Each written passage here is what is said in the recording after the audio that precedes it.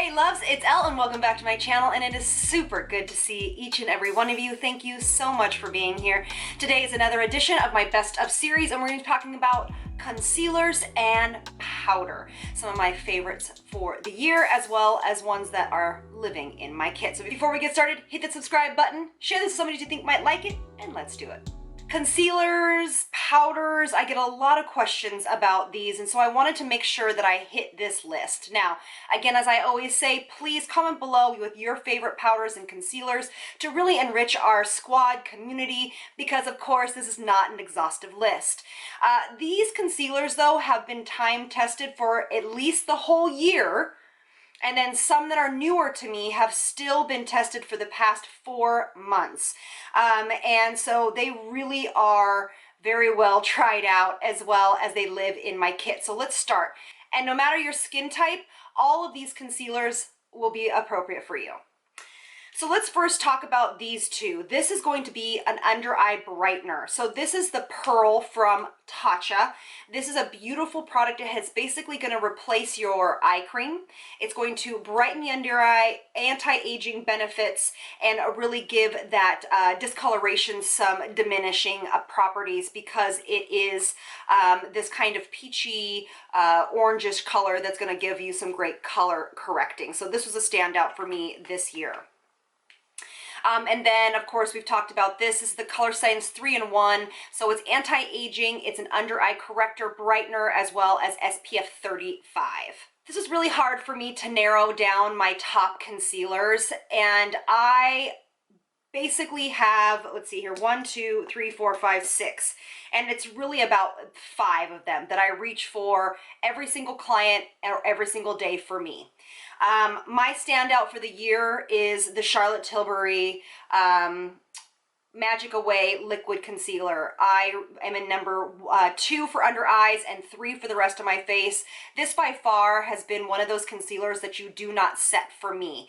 I don't set this under eye. It is gorgeous. It literally moves with the skin under the eyes. It goes on so easily, so quick. It's definitely formulated for more of a mature under eye, and it is just a flawless way to apply concealer. Now, it's not super heavy, so if you have a lot of darkness underneath it, and a lot of these actually are not super heavy, so if you have darkness, you're gonna have to color correct first and then use some of these concealers.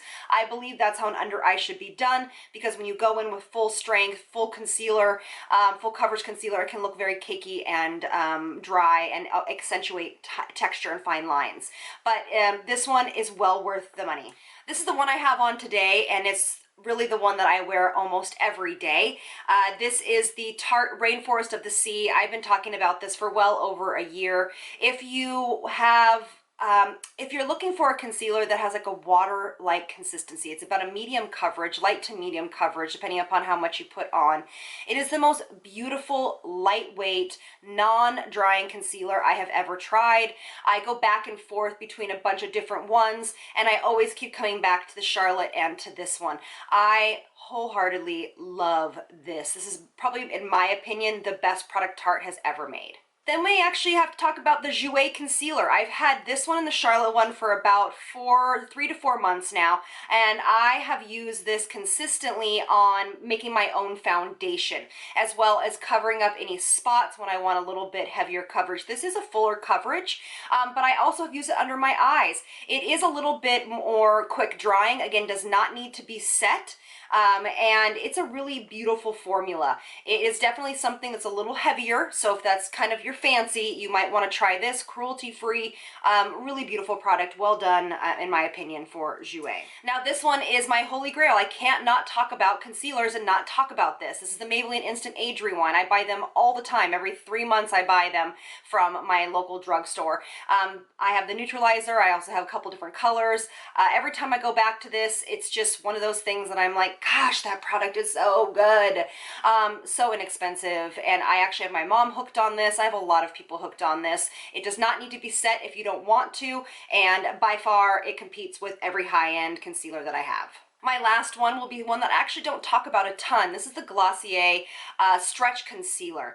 It is going to be for either a younger demographic, say for your teens or young 20s, or if you are 30, 40, 50, 60 plus and you don't wear a lot of foundation, but you definitely have dry under eyes, need some more hydration in that area, want a little bit of coverage, and you're looking for something that is in that kind of vein where it's lighter coverage, very hydrating. It does, in my opinion, still need to be set because it is so hydrating and moisturizing, but it is a beautiful product applied with your fingers or a beauty blender. It is one that I don't hear hardly anybody talk about, but I think it's because it is such a light coverage. But when you like this with the Josie Maran tinted SPF that I've been talking about, is a really beautiful combination. All right, let's talk about powders for dry, normal, and dehydrated skin.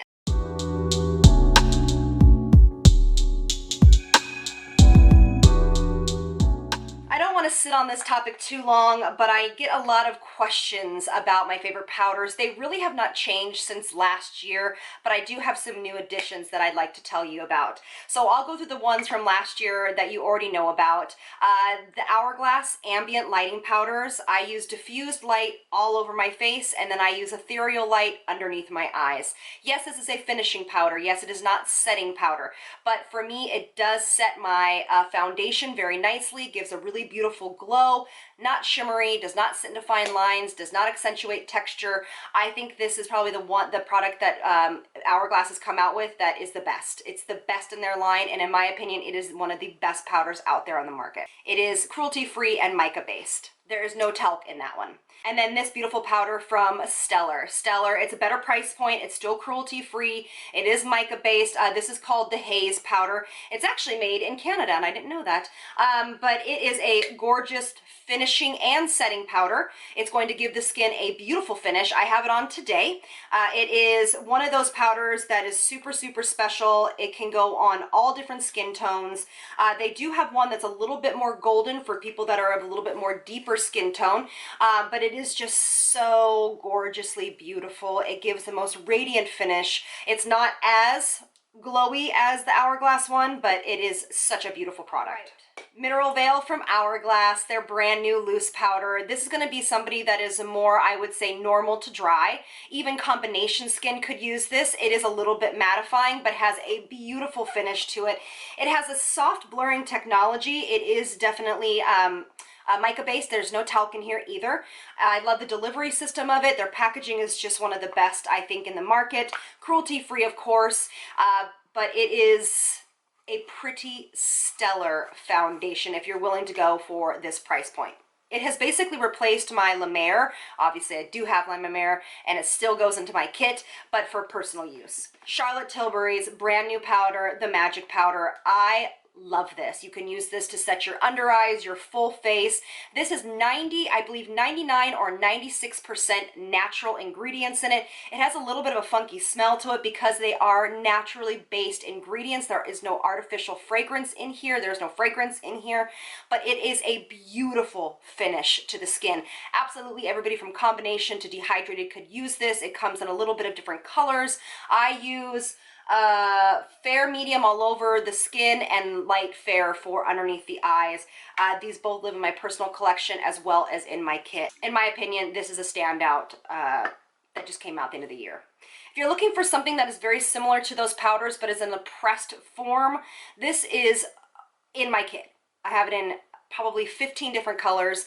This is the baked powder from Sephora. This is better than MAC's mineralized skin finish that looks the same. It is an amazing price point, not super clean or anything, but great price point. Great powder for more dehydrated, dry, normal, even combination skin could use this. It is a absolute beautiful setting and finishing powder.